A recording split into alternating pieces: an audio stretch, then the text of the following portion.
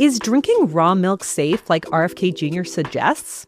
Can you reduce a glucose spike if you eat your food in, quote unquote, the right order? I'm registered dietitian Abby Sharp. I host a nutrition myth-busting podcast called Bite Back with Abby Sharp. And those are just some of the questions I tackle with qualified experts on my show.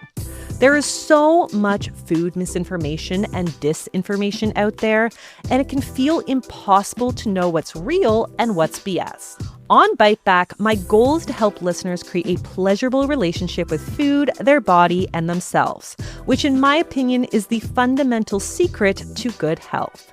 Listen to Bite Back wherever you get your podcasts. It's the July 4th sale at Bray & Scarf, going on now with huge savings throughout the store. Save up to 40% on GE Profile and Cafe appliances. Or step up to luxury with free installation on select Monogram appliances. Special financing is available.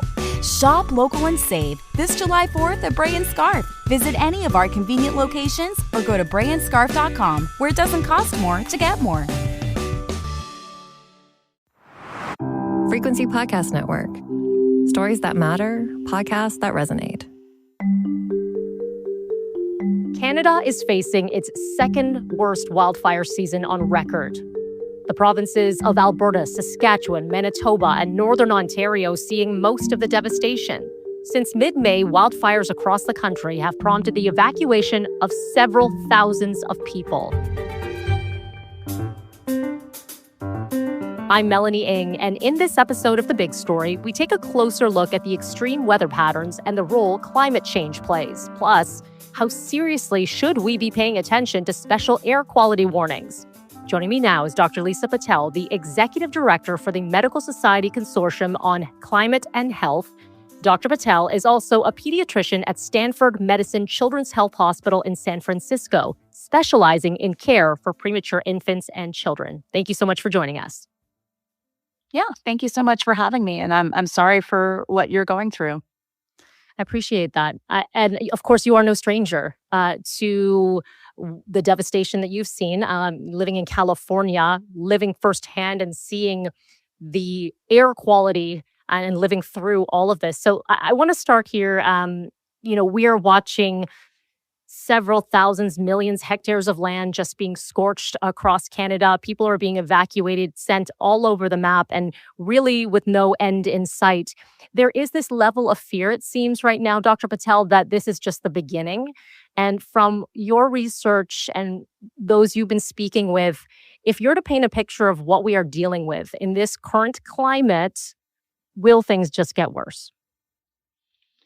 So I'd like to start with some hope. There are some things that we can do to prevent these things from getting worse, but we are in a bad cycle right now. Many of us who have watched how our environment has changed because we burn so many fossil fuels and because we are not transitioning off of those older forms of energy faster, we are seeing a planet that essentially has a fever. And so when you or I have a fever, we don't feel well, and nor does the planet. And so what we're seeing are things like worsening heat waves, worsening wildfires. And if we don't do something to address that fever, we will see things get worse. But there are steps we can take. For right now, from what I've read in terms of the projections, 2023 was the worst wildfire season in Canadian history. The amount of wildfires so far have been lesser than that amount. There might be some mediating factors this year that mean it won't be as bad as 2023, but it will still be a devastating wildfire season for Canada, out of what the norm was, over the past 40, 50, 100 years. For some people, they may say, well, it's happening. Someone might be listening to this in a certain part of Quebec or Ontario that, yes, there might be special air quality statements, but they'll say, it's not really impacting me. Unfortunately, the way this works is it doesn't have to be immediately to your left, to your right. We're seeing it impact our neighbors to the States as well. So can you speak a little bit to the wildfires and how that air travels? Absolutely. And you're exactly right. Being in California for all these years, people used to think, oh, it's just it's a West Coast problem. We don't need to worry about it. And then we started seeing these big, overwhelming fires, both in the United States, and then the wildfire smoke that blew down from Canada into the continental United States in 2023. And most of the calls for help that I got in terms of understanding the effects of wildfire smoke were from the East Coast, from the central part of the US, because they were just not expecting to have to deal with it. For the folks that say, like, I don't need to worry about it, what I would say is that might have been true 10, 20 years ago, when the exposure was probably a few days out of the year, every few years. Unfortunately, what we're seeing now is that wildfire smoke in many parts has become, and certainly I will say that for us in California, it has become more or less a chronic exposure. So I have 2 children who are 10 and 7. My 7-year-old now, about half his life, he's been exposed to weeks of poor wildfire smoke and poor air quality. And that is concerning because children, especially in the first 5 years of life, their lungs are developing really rapidly. And so for those first 5 years, we'll find out as he gets older what the health effects of that are going to be. But we know from studying firefighters and populations over the long term that wildfire smoke is really bad for our health. So we need to shift our frame a little bit and say to ourselves, sure, you might just have a couple of days this year, but then you're going to experience it next year and the year after that and the year after that. And our bodies haven't had to deal with that in the past. What is in wildfire smoke? Like, what is the composition that can make it so dangerous? So the best evidence we have when we burn anything, so whether we're burning coal or oil or gas, or whether an entire forest goes up in flames, it produces these tiny little particles, like soot-like particles. It's called particulate matter pollution. Some of those particles can be big, and some of them can be so small that when we inhale them in, it enters our lungs and our bodies. It essentially sets off inflammation, and the more of it you're exposed to, the more toxic it can be. Now, these particles are so small, we've actually found evidence of that pollution in a developing fetus's lung, brains, and liver. And so many children are essentially born pre-polluted. So we are exposed longer than we realized, and we will be exposed more to it over our lifetimes because of things like worsening wildfires and because we're continuing to burn fossil fuels. So we have very good evidence on particulate matter pollution. It drives as many, if not more, deaths, premature deaths than tobacco worldwide. We estimate about 8 million premature deaths per year.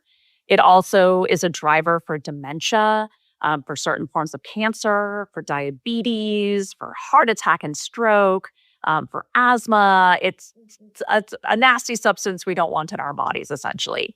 But in addition to particulate matter pollution, wildfire smoke has additional things in it. So it can have heavy metals in it. It can have things called like volatile organic compounds and polycyclic aromatic hydrocarbons. These are different types of chemicals that can be noxious, carcinogenic to our bodies. So when we look at studies of when you're exposed to just the pollution we're breathing all the time because of the pollution coming out of our cars and factories, compared to the pollution from wildfire smoke, we have a study that shows that we think wildfire smoke is about 10 times as toxic to our health as the regular air pollution we breathe.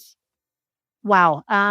When you put that into perspective, that really paints the picture. So for those that, let's just say it's not in their province, it's not in their state, but of course you're getting from your local health agencies, these special air quality statements. I know some people who say, it's fine.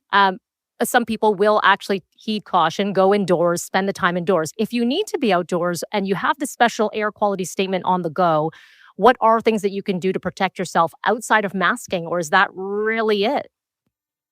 Yeah, I would say masking is the best thing that you can do if you have to be outdoors when there's an air quality advisory. N95s are the best form of protection for a child who's 7 and up. They can use an adult-sized small N95. For children 2 and up, and it should be a 2-year-old who could take that mask off because it can be a suffocation hazard, but they can use a KN95 for children. But I would say that if you need to be outside in an N95, you really should be limiting your time outdoors, particularly if you're counted as a sensitive or vulnerable population. And so this would be children, pregnant individuals, the elderly, or people with chronic medical conditions. As you noted, there's evidence, as you said, looking at, say, firefighters and what's happening within their lungs. Is there anything to this point, specifically wildfire related, that can be drawn to draw conclusions? X amount of years that we've seen exposed to wildfire smoke. Does that research exist right now? Yeah, the where all of that is emerging, and that's because of climate change, we are now seeing this as a new threat. And so we have to follow people over 10 or 20 years. So I tell people we are living in a really messed up natural experiment, the results of which are not going to be good. The question is how bad. There was a study that where they actually followed Canadians over 20 years. And over that 20-year period, they were following to see if there was an increased risk of cancer. They did find a small increase in risk of brain and lung cancer that they correlated with increased wildfire smoke exposure. And like I said, we're studying a host of different outcomes. There's a new study that they're doing in Los Angeles where they're going to be following the cohort of people that were exposed. But again, we have to wait for those results to come out. And in the meanwhile, I do think we should be doing reasonable things to protect ourselves because there's enough evidence to say that it's not good for us, that we should be either limiting our exposure or finding ways to keep wildfires from getting worse.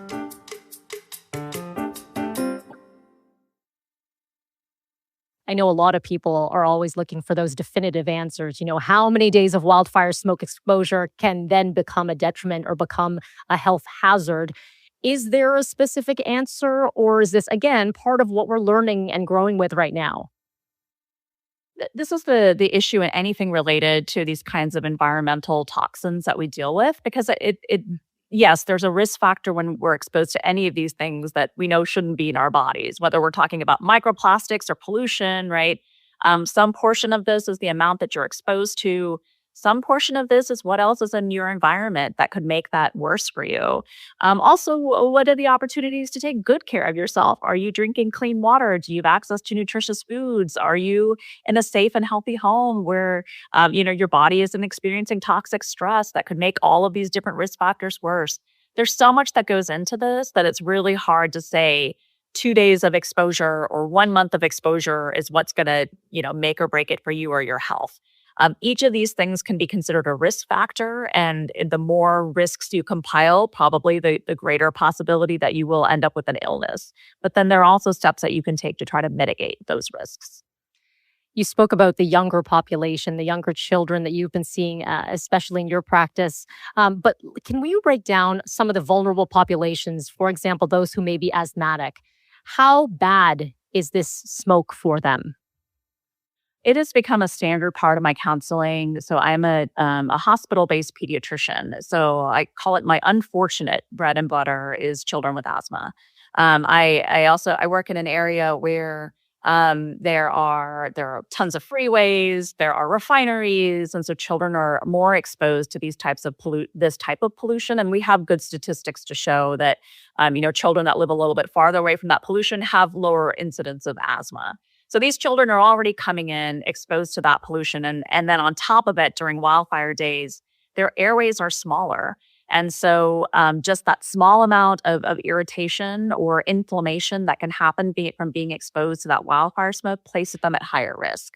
So it has become a standard part of my counseling now for all my asthmatic patients that come in or any child that comes in with wheezing. We live in California. This is now more or less a chronic exposure for us. I talk to them about how to read the air quality index. I talk to them about investing in an air purifier. Many of my families are food insecure, so I will talk to them about how to do a DIY that you can do for about $20 it's a box fan and a HEPA filter that you attach together. And I will talk to them about masking if it's appropriate for their child, just to say if your child needs to be outdoors, here's some precautions you can take. But if it's a poor air quality day, the best thing you can do is be inside with clean air quality. What about on the opposite end, the older population? How detrimental can that be to their health? Very detrimental for the same reasons. As you get older, your immune system doesn't work as well. Your heart can't handle the same load. And so, and we see it in terms of the statistics. So who shows up in the emergency room during poor air quality days? having trouble breathing, respiratory issues, worsening of their COPD. So yes, it is a very big risk for the elderly as well. You spoke earlier about things that we can do today as a society. As we talked about climate change, which is the topic du jour, as it should be, because we should be caring about what our planet looks like and how it's acting. In any of your conversations, what are some of the solutions to help us?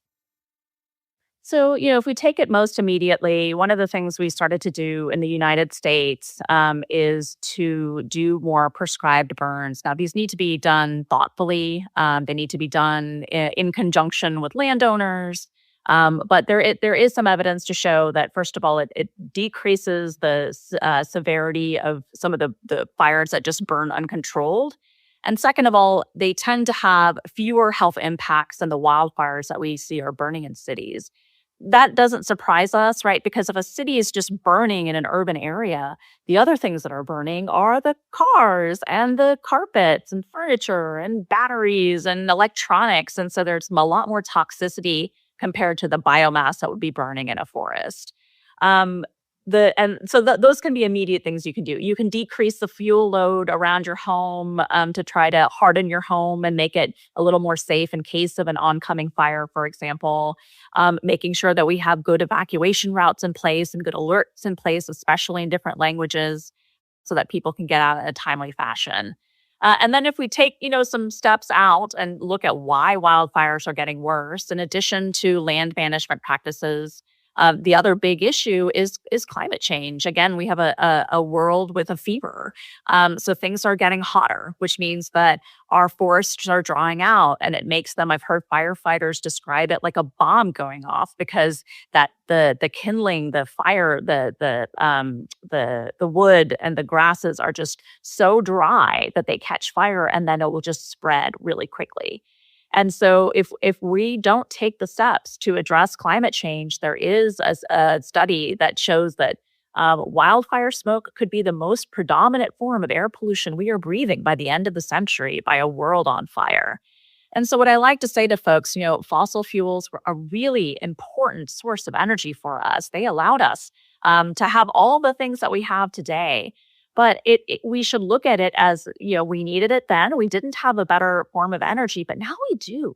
So let's move our economies into cleaner, safer forms of energy that don't result in pollution, that don't make climate change worse, and really offer new jobs and opportunities to bring us into a 21st century world where you can all live in a stable and healthy climate. Now, this would also assume that our political leaders are all on board and aligned with the methodology and the programs that are in place. It's different across the world when it comes to their targets. So there's that part. Do you, as a physician and also with a consortium that you are working with, do you see pushback from policymakers? It's become a really unfortunate dynamic. We are seeing the vilification of science and of expertise in our country. What is unfortunate to me is that there shouldn't be bad feelings towards good solutions. And there's a lot of unfortunate propaganda that goes around that is perpetuated by fossil fuel CEOs and their lobbyists that really want to protect their profits. And so we have good evidence to show that they poison public opinion. They make sure that politicians continue to support their policies, and they cast a lot of doubt on the science. There are 2 countries in the world where there is significant doubt that climate change is happening. And those 2 countries are the United States and Australia. And in both of those cases, it was a fossil fuel industry, the CEOs, the lobbyists, who put in all this money to create doubt in the public. There's no reason, we don't doubt gravity. I don't know why we doubt climate change. And so we need to move past those divisions. We need to understand who is the one casting doubt, why they are doing so. And then we need to build public consensus for the fact that we all want to breathe clean air. We all want a livable planet for our children. We have the solutions. So let's talk to our decision makers and tell them that we support those kinds of solutions to not have to have these conversations about being stuck in your house for days at a time, or how we're going to evacuate people, or how we're going to rebuild, right? People are displaced for weeks, months at a time from their home, from the place where they grew up. This shouldn't be our new normal. We only have one planet, as they say. Dr. Patel, a lot of great information here. Appreciate you joining us today. Thank you. Thank you so much for the opportunity. And that was The Big Story. You can send us feedback on this episode or any other episode by emailing us at hello@thebigstorypodcast.ca. You can also find us on the Seeker app or on all of your favorite podcast players. Don't forget, you can rate, review, follow, and share. I'm Melanie Ng. Thank you so much for listening.